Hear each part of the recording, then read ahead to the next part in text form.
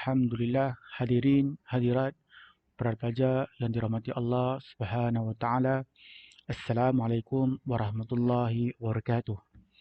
InsyaAllah kali ini saya akan membicarakan istilah yang diberikan kepada golongan yang mengkaji hadis.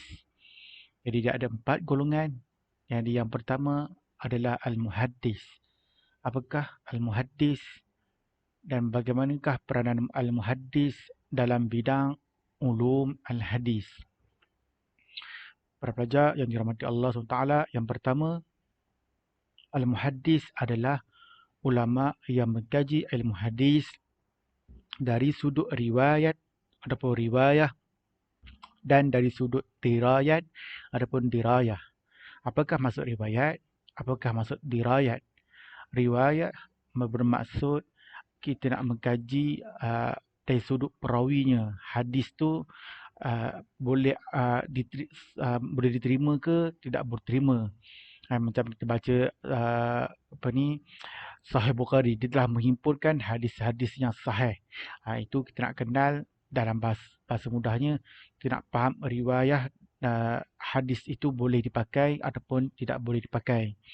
Adapun dirayah bermaksud ilmu yang mengkaji kefahaman hadis ataupun disebut fiqhul hadis.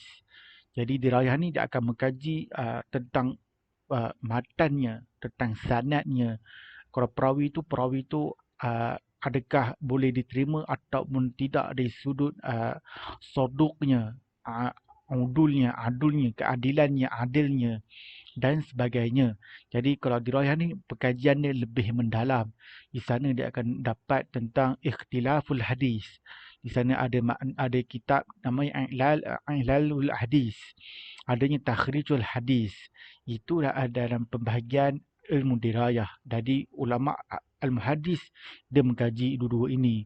Kalau ustaz yang baca, misalnya kita baca hadis 40 di surau, kalau dia hanya membaca tapi dia tidak mengkaji, maka kita panggil dia sebagai al-muhaddis. Tapi kita panggil ustaz, biasa sajalah ustaz. Tapi kalau orang yang pakar hadis, kalau sekarang ni dia ambil PhD hadis, kita boleh kata dia salah satu daripada pakar al-muhaddis. Itu salah gambaran lah. Tapi ulama dulu lebih alim dari orang sekarang. Dia, bukan sekadar PhD. Mereka lebih alim. Kita akan tengok apakah ciri-ciri yang lain. Iaitu dia mengkaji perihal hadis, bagaimana saya pernah sebut tadi. Dan juga mengkaji tentang sanad. Dia akan kaji tengok dua-dua ni. Perawi itu bagaimana, sanad itu bagaimana. Bukan hanya baca an Abi Umar radhiyallahu anhu sami'tu Rasulullah sallallahu alaihi wasallam yaqul. Bukan itu, jadi nak kenal siapakah Umar, bilakah Umar lahir, bilakah bertemu dengan Rasulullah, dan ambil hadis tadi di mana, kat mana, mengapa. Itu dipanggil ilmu hadis, ilmu pengkaji hadis.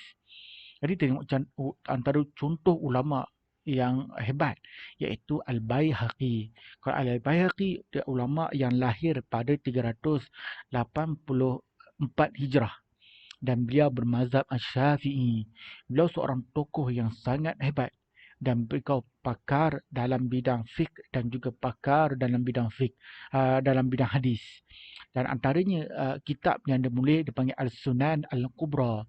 Dan kitab ini dia menghimpunkan pendapat-pendapat Asy-Syafi'i. Dia mengeluarkan kata-kata Asy-Syafi'i dalam kitab-kitab Asy-Syafi'i, hadis-hadis dikumpulkan dari sini dan dia mentakhrijkan hadis tu.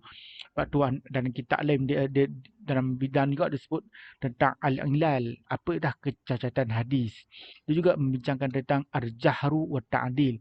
Dia mengkaji tentang credibility perawi. Dia perawi soduk ke, benar ke, ni perawi kazab ke, penipu ke, dia akan mengkaji satu persatu. Dan juga dia mengkaji mukhtalif hadis. Ada hadis yang bercanggahan ke tidak, dan dia akan tengok mana hadis yang lebih kuat. Sebab tu kalau kita baca dalam hadis syaz, misalnya kata, kita akan tengok bagaimana ada dua hadis yang hampir sama matannya, tapi ada berbeza dari sudut sanad. Kan? Jadi dia akan tengok manakah sanad yang syaz, manakah sanad yang boleh terima. Itu kita akan belajarlah nanti. Apapun dia akan mengkaji hadis tu, perbezaan tu sangat hebat. Sebab tu kalau orang pengkaji hadis, dia akan melihat Al-Sunan Al-Kubra yang tulis oleh Al-Baihaqi. Itulah dia dipanggil Al-Muhaddis. Dia pakar bukan hanya tulis kitab hadis, 5 hadis, dah ambil nangkal-nangkal, itu tak ada panggil Al-Muhaddis. Itu ustaz biasa saja. Sebab tu antara nama lain Ad-Darul Qutni yang lahir tahun 385 Hijrah. Dia pun bukan sebarang ulama, orang yang alim. Ditulis Sunan Darul Qutni. Orang yang alim dan juga dia menulis kitab hadis, sanad dan matan. Dia mengkaji hadis dari sudut sanad dan sudut matan. Sebab tu para pelajar, orang pengkaji hadis, dia akan tengok bagaimana nak tengok hadis itu sahih tak sahih, hadis itu daif ke daif. Mereka akan rujuk Al-Baihaqi dan Ad-Darul Qutni. Ini antara kitab yang hebat.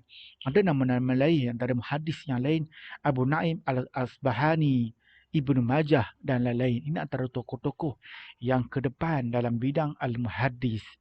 Hadirin yang dirahmati Allah SWT, inilah maksud Al-Muhaddis. Wallahu a'lam. Assalamualaikum warahmatullahi wabarakatuh.